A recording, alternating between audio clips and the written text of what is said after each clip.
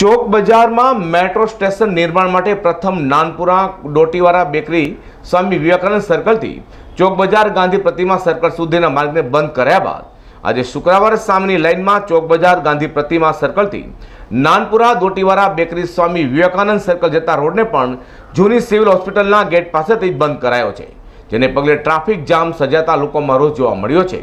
ત્યારે સ્થાનિકો શું કહી રહ્યા છે તે આપણે જાણીએ। સુરત મહાનગરપાલિકા દ્વારા મેટ્રોની કામગીરી પૂરજોશમાં ચાલી રહી છે। જો કે હાલ મેટ્રોની કામગીરી દરમિયાન લોકોને હેરાન પરેશાન થઈ રહ્યા છે। ત્યાં પ્રથમ નાનપુરાના દોટીવાળા બેકરી પાસેથી ચોક બજાર ગાંધી પ્રતિમા સુધીનો રસ્તો બંધ કરાયા બાદ ગાંધી પ્રતિમાથી નાનપુરા દોટીવાળા તરફ જવાના રસ્તાને પણ બંધ કરાતા વાહન ચાલકો સાથે સ્થાનિક લોકો પણ પરેશાન થઈ ચૂક્યા છે।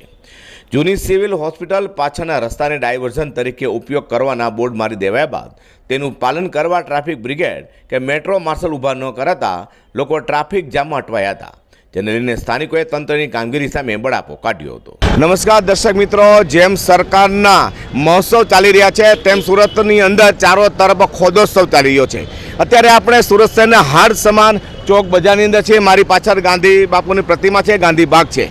અહીંયા મેટ્રો ટ્રેનને લીધે જે મુખ્ય રોડ હતો નાનપુરા જવાનો રોડ બંધ કરવામાં આવ્યો છે, જેને કારણે ટ્રાફિકથી લોકો ત્રાહિમામ પોકારી ઉઠ્યા છે। આપણે સૌપ્રથમ શરૂઆત કરશે ખાસ કરીને ટ્રાફિકના હેડ કોન્સ્ટેબલ છે શ્રી મહેશભાઈ ભાવિસ્કર। જી નમસ્કાર। જી હાજી નમસ્કાર। જે રીતે અહીંયા ડાયવર્ઝન આપવામાં આવ્યું છે, ક્યાંથી આપવામાં આવ્યું છે? આ મેટ્રોના કામના લીધે ડાયવર્ઝન આપવામાં આવ્યું છે। હા મહેશભાઈ, ક્યાં સુધી ચાલશે એ? હવે જ્યાં સુધી કામ ચાલશે ત્યાં સુધી હવે કામ ચાલશે, ત્યાં સુધી આમાં ડાયવર્ઝન આવ્યું છે। હા, હવે અત્યારે બપોરના સમયે ટ્રાફિક ઓછો હોય, સાંજના સમયે પુષ્કળ ટ્રાફિક થાય, ટ્રાફિક હોય છે। તો આજે રોડ અત્યારે બંધ કરવામાં આવ્યું છે, ત્યાં કામ શરૂ થયું છે ખરું?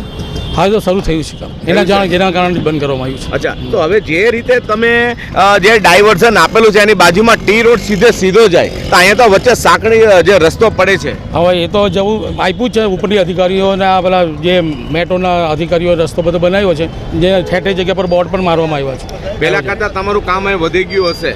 કેટલી કલાક હવે તમારે ખડે પગે બ્રિગેડિયર સાથે ઉભા રહેશો આપ?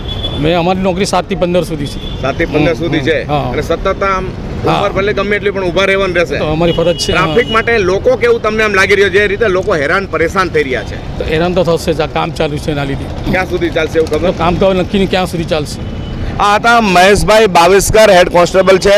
તેઓ કહી રહ્યા છે કે ક્યાં સુધી ચાલશે ખબર નથી, પરંતુ એક ચોક્કસ છે કે સુરત શહેરમાં મેં પહેલાં કહ્યું તેમ ખોદોત્સવ ચાલી રહ્યો છે। આપણે હવે મળીશું સુરત શહેરના જે જાગૃત નાગરિકો છે, આપણે તેમને મળીએ। જી નમસ્કાર। કૌશિક, શું કહેવા માંગો છો જે રીતે રોડ રસ્તા બંધ કર્યા છે? સુરત મહાનગરપાલિકાએ એક રોડ આખો બંધ કર્યો છે, પરંતુ એની સામે જે વૈકલ્પિક રોડ હોવો જોઈએ એ રોડ ખૂબ જ સાંકડો છે, જેના કારણે ભારે ટ્રાફિકનું એ થાય છે। બીજી વસ્તુ એવી છે કે સુરત મહાનગરપાલિકાએ એક સારી નોટિસ પેપરમાં જાહેરાત આપી હતી કે આ રોડ બંધ કરવાના છે। હજુ એ સમય હજી બાકી છે, 1 મહિનાનો સમય આપ્યો તો એ સમય પહેલાં વાંધાદારોને સમય આપ્યો છે, એ પહેલાં જ રોડ બંધ કરી નાખ્યો છે, અને જે રોડ છે તે ખૂબ જ સાંકડો છે, જેના કારણે ભારે ટ્રાફિક થાય છે। જો આનું સોલ્યુશન નહીં આવશે તો ભારે ચિંતાનો માહોલ થશે અને લોકોને એક્સિડન્ટ પણ જબરજસ્ત થવાના છે। કૌશિક, કેટલા સમય માટે આ રોડ બંધ કરવામાં આવ્યો છે? એ કોઈ એ નક્કી નથી। નોટિસની અંદર તો એવું કહેવામાં આવ્યું હતું કાયમી ધોરણે આ રોડ બંધ કરવાનું એ લોકોનું એ છે પ્લાનિંગ છે।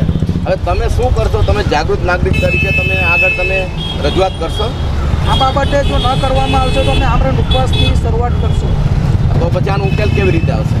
આમરણ ઉપવાસ કરશું। આની વૈકલ્પિક વ્યવસ્થા, પહેલાં તો રોડ વ્યવસ્થિત થાય ને જે પ્રમાણે ડાયવર્ઝન આપ્યા છે એ ડાયવર્ઝન એક તરફ ચાલુ રાખવું જોઈએ અને બીજી તરફથી બંધ રાખવું જોઈએ, જેના કારણે આ જે ટ્રાફિકની દિકતા છે તો થોડી દૂર થાય, પરંતુ એક જ જગ્યા પરથી રોડ જવા દેવો એ ખૂબ જ સાંકડો રોડ છે, એના કારણે ટ્રાફિકની ભારે સમસ્યા સર્જાશે।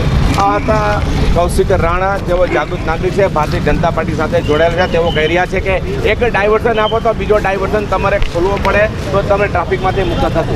આવો આપણે મળીએ બીજે એક। આપનું નામ? મારું નામ ઉમેશ રાણા છે।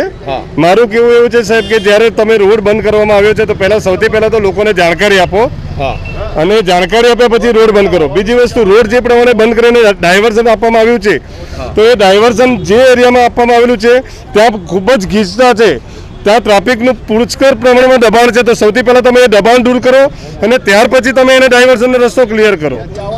અચ્છા, કેવો ટ્રાફિક થાય છે સાંજના સમયે? સાંજના સમયે તો ટ્રાફિક હોય છે સાહેબ, પણ બપોરે પણ એટલો જ ટ્રાફિક રહે છે। મિત્રો આ હતા સુરત શહેરના જાગૃત નાગરિકો. અત્યારે આપણે હાટસમાં ચોક બજાર ગાંધીબાગ પાસે છીએ. અહીંયા જે ખાસ કરીને ડાયવર્ઝન આપવામાં આવ્યું છે, જેને કારણે લોકો ત્રાહિમામ પોકારી ઉઠ્યા છે, કારણ કે કેટલાકને ખબર નથી ધોળિયા રસ્તાથી આવી રહ્યા છે. સમગ્ર સુરત શહેરની અંદર ચારો તરફ ખોદોસ્તવ છે. તમારે મેં પહેલાં પણ કહ્યું હતું અહેવાલમાં, તમને ઘરેથી પાવડર લગાડીને આવવાની જરૂર નથી, તમે એની મેળે જ તમને પાવડર લાગી જશે. અને એક જાગૃત નાગરિક છે, આપણે તેમને મળે. જે આપનું નામ? આરીફ શેખ.